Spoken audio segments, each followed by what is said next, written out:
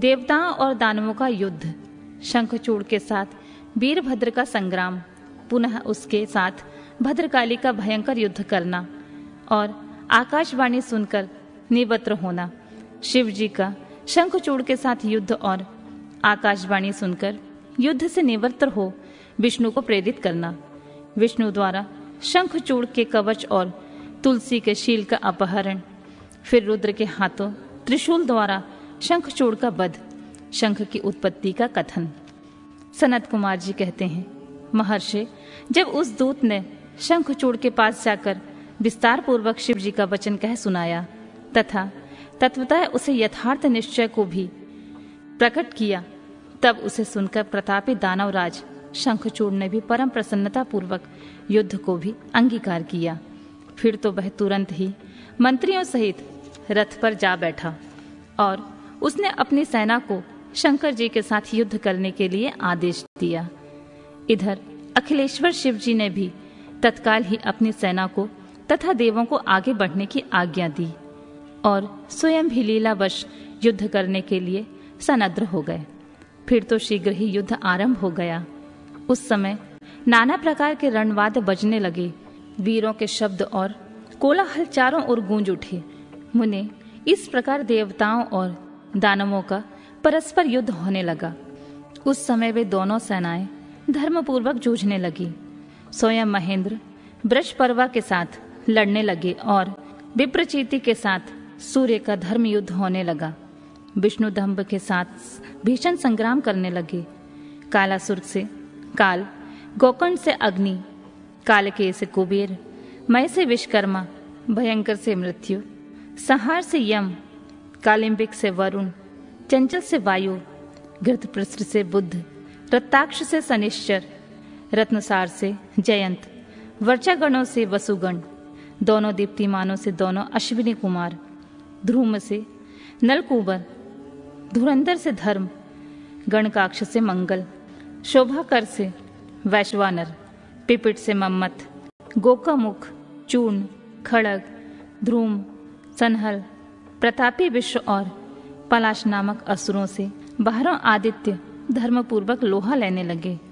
इस प्रकार शिव की सहायता के लिए आए हुए अमरों का असुरों के साथ युद्ध होने लगा। 11 महारुद्र महान बल पराक्रम से संपन्न 11 भयंकर असुर वीरों से भिड़ गए। उग्र और चंड आदि के साथ महामणि, राहु के साथ चंद्रमा और शुक्राचार्य के साथ बृहस्पति धर्म युद्ध करने लगे। इस प्रकार उस महायुद्ध में नंदीश्वर आदि सभी देवगण श्रेष्ठ दानवों के साथ संग्राम करने लगे। विस्तार भय से उनका पृथक पृथक वर्णन नहीं किया गया है। मुने, उस समय सारी सेनाएं निरंतर युद्ध में व्यस्त थीं और शंभु काले सुत के साथ बट वृक्ष के नीचे विराजमान थे। उधर शंखचूड़ भी रत्नभरणों से विभूषित हो करोड़ों दानवों के साथ रमणीय रत्न सिंहासन पर बैठा हुआ था। फिर देवताओं और असुरों में चिरकाल तक अत्यंत भयानक युद्ध होता रहा। तदनंतर शंखचूड़ भी आकर उस भीषण संग्राम में जुट गया। इसी बीच महाबली वीरभद्र समर भूमि के बलशाली शंखचूड़ से जा भिड़े। उस युद्ध में दानवराज जिन जिन अस्त्रों की वर्षा करता था उनको वीरभद्र खेल खेल में अपने बाणों से काट डालते थे। व्यास जी, इसी समय देवी भद्रकाली ने समर भूमि में जाकर बड़ा भयंकर सिंहनाद किया। उनके उस शब्द को सुनकर सभी दानव मूर्छित हो गए। उस समय देवी ने बारंबार अट्टहास किया और मधुपान करके वे रण के मुहाने पर नृत्य करने लगी। उनके साथ ही उग्र दृष्टा और उग्र डंडा और कोटिबी ने भी मधुपान किया तथा अन्यान देवियों ने भी खूब मधु पीकर युद्ध स्थल में नाचना आरंभ किया। उस समय शिवगणों तथा देवों के दलों में महान कोलाहल मच गया। सारा सुर समुदाय बहुत प्रकार से गर्जना करता हुआ हर्षमग्न हो गया। तदनंतर काली ने शंखचूड़ के ऊपर प्रलयकालीन अग्नि की शिखा के समान उद्दीप्त अग्नियास्त्र चलाया, परंतु दानवराज ने वैष्णवास्त्र से उसे शीघ्र ही शांत कर दिया। तब देवी भद्रकाली ने उन पर नारायण शास्त्र का उपयोग किया। वह अस्त्र दानव शत्रु को देखकर बढ़ने लगा। तब प्रलय अग्नि की ज्वाला के समान उद्दीप्त होते हुए नारायण अस्त्र को देखकर शंखचूड़ दंभ की भांति भूमि पर लेट गया और बारंबार प्रणाम करने लगा। तब उस दानव को नग्न हुआ देखकर वह अस्त्र निवृत्त हो गया। तत्पश्चात देवी ने उस पर मंत्रपूर्वक ब्रह्मास्त्र छोड़ा। उस अस्त्र को प्रज्वलित होता हुआ देखकर दानवराज ने भूमि पर खड़े होकर उसे प्रणाम किया और ब्रह्मास्त्र से उसका निवारण कर दिया। तदनंतर वह दानवराज कुपित हो उठा और वेगपूर्वक अपने धनुष को खींचकर देवी के ऊपर मंत्र पाठ करते हुए दिव्यास्त्रों की वर्षा करने लगा।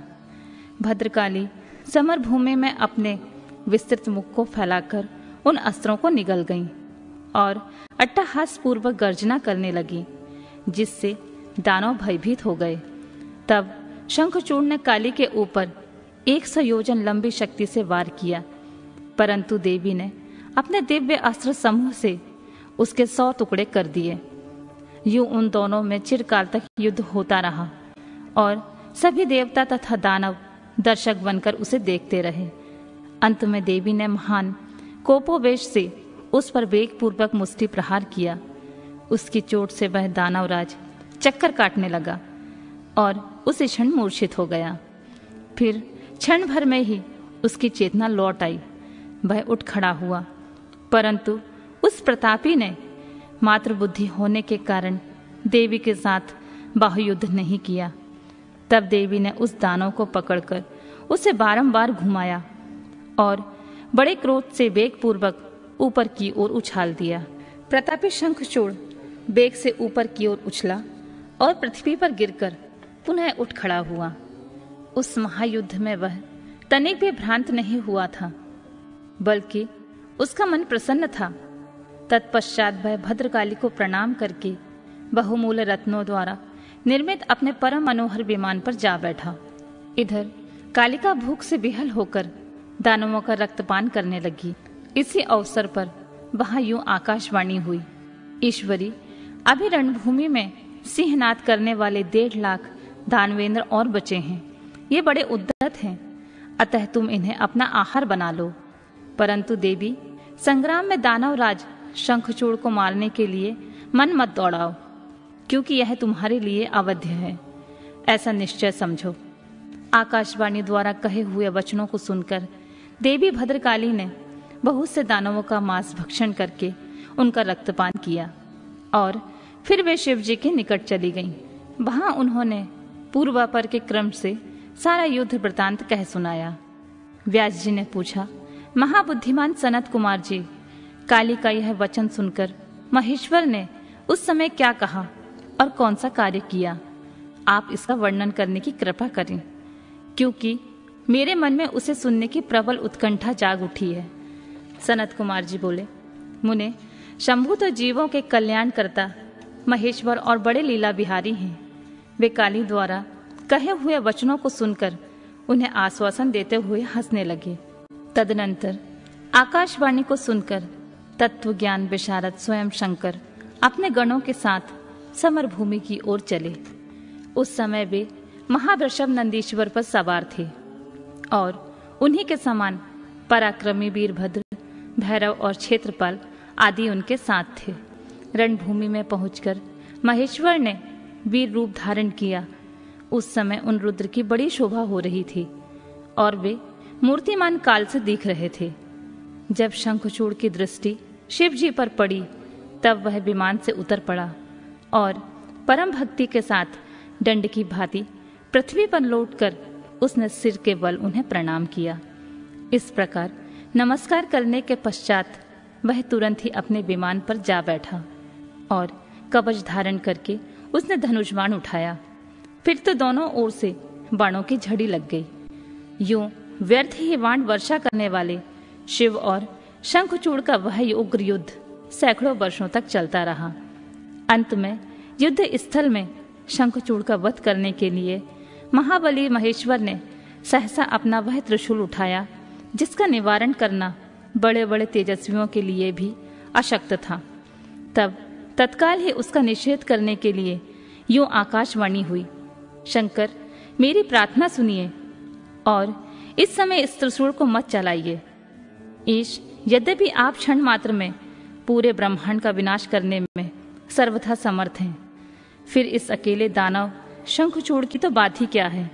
तथापि आप स्वामी के द्वारा देव मर्यादा का विनाश नहीं होना चाहिए।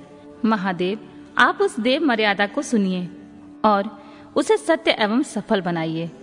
वह देव मर्यादा का यह है कि जब तक इस शंखचूड़ के हाथ में श्री हरि का परम उग्र कवच वर्तमान रहेगा और इसके पतिव्रता पत्नी तुलसी का सतीत्व अखंडित रहेगा, तब तक इस पर जरा और मृत्यु अपना प्रभाव नहीं डाल सकेंगे।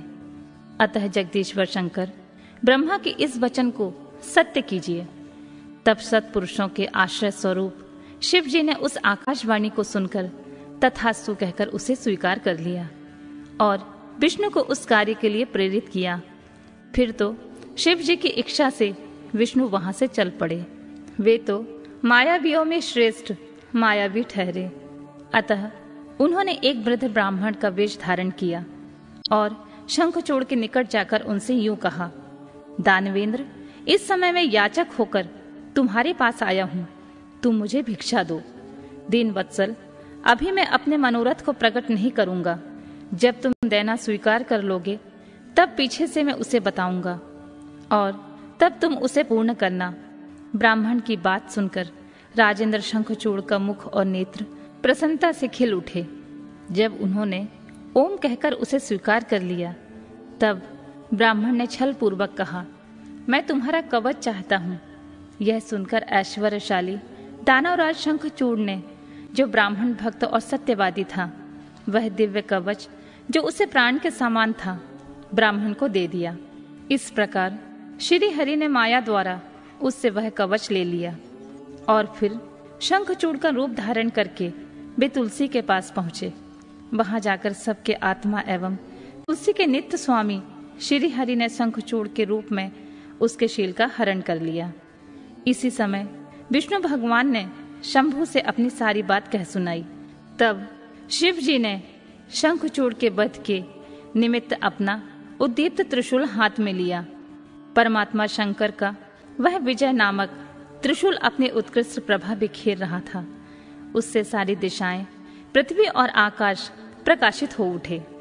वह मध्याह्नकालीन करोड़ों सूर्यों और प्रलय अग्नि की शिखा के समान चमकीला था। उसका निवारण करना असंभव था। यह दुर्घर्ष कभी व्यर्थ न होने वाला और शत्रुओं का संहारक था। वह तेजों का अत्यंत उग्र समूह, संपूर्ण शस्त्रों का सहायक, भयंकर और सारे देवताओं तथा असुरों के लिए दुस्सह था। वह एक ही स्थान पर ऐसा दमक रहा था मानो लीला का आश्रय लेकर संपूर्ण ब्रह्मांड का संहार करने के लिए उद्यत हो। उसकी लंबाई 1000 धनुष और चौड़ाई 100 हाथ की थी। उस जीव ब्रह्म स्वरूप शूल का किसी के द्वारा निर्माण नहीं हुआ था। उसका रूप नित्य था। आकाश में चक्कर काटता हुआ वह त्रिशूल शिव जी की आज्ञा से शंखचूड़ के ऊपर जा गिरा और उसने उसी क्षण उसे राख की ढेरी बना दिया। विप्र महेश्वर का वह शूल मन के समान वेगशाली था। वह शीघ्र ही अपना कार्य पूर्ण करके शंकर के पास आ पहुंचा और फिर आकाश मार्ग में चला गया। उस समय स्वर्ग में दुंदुभियां बजने लगी। गंधर्व और किन्नर गान करने लगे। देवों तथा मुनियों ने स्तुति करना आरंभ किया और अप्सराएं नृत्य करने लगी। शिव जी के ऊपर लगातार पुष्पों की वर्षा होने लगी और ब्रह्मा, विष्णु, इंद्र आदि देवता तथा मुनिगण उनकी प्रशंसा करने लगे। दानवराज शंखचूड़ भी शिव जी की कृपा से शाप मुक्त हो गया और उससे उसके पूर्व श्री कृष्ण पार्षद के रूप में प्राप्ति हो गई। शंखचूड़ की हड्डियों से शंख जाति का प्रादुर्भाव हुआ। जिस शंख का जल शंकर के अतिरिक्त समस्त देवताओं के लिए प्रशस्त माना जाता है, महामुनि श्री हरि और लक्ष्मी को तथा उनके संबंधियों को भी शंख का जल विशेष रूप से अत्यंत प्रिय है, किंतु शिव के लिए नहीं। इस प्रकार शंखचूड़ को मारकर शंकर, उमा, स्कंदन और गणों के साथ प्रसन्नता पूर्वक नंदीश्वर पर सवार होकर वे शिवलोक को चले गए। भगवान विष्णु ने बैकुंठ के लिए प्रस्थान किया और देवगण परमानंद मग्न होकर अपने अपने लोकों को चले गए। उस समय जगत में चारों ओर परम शांति छा गई। सबको निर्विघ्न रूप से सुख मिलने लगा। आकाश निर्मल हो गया और सारी पृथ्वी पर उत्तम उत्तम मंगल कार्य होने लगे। मुने, इस प्रकार मैंने तुमसे महेश के जिस चरित्र का वर्णन किया है वह आनंददायक, सर्व सुखारी, लक्ष्मीप्रद और संपूर्ण कामनाओं को पूर्ण करने वाला है।